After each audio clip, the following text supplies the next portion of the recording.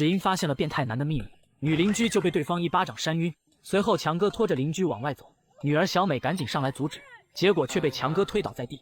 紧接着他将邻居扔进仓库，任由里面的恶犬对着他咆哮。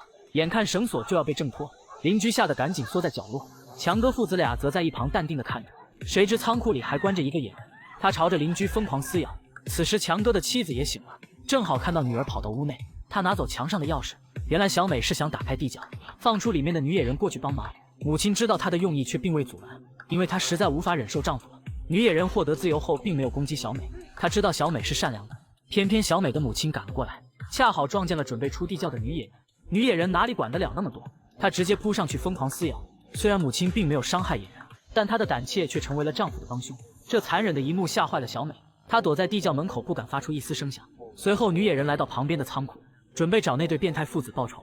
女野人当着强哥的面送走了他儿子，强哥吓得赶紧去拿武器，结果下一秒他就被野人刺穿了身体。善恶到头终有报，强哥终于为他的恶行付出了代价。就在女野人准备离开的时候，之前咬死女邻居的野人爬了出来，他想不到这里还能遇上同类，于是两人打算结伴而行。另一边的小美也准备和妹妹离开，却迟迟找不到车钥匙。这时两个野人刚好经过，妹妹以为来了客人，她赶紧拿着水壶跑了过去。女野人顿时一脸疑惑，可妹妹非但没有感到害怕，反而还主动将水壶递给对方。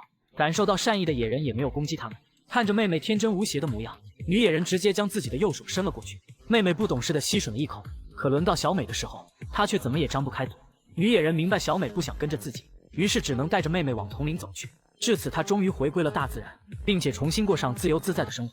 好了，今天的故事就到这里，我是榴莲，明天的故事更精彩。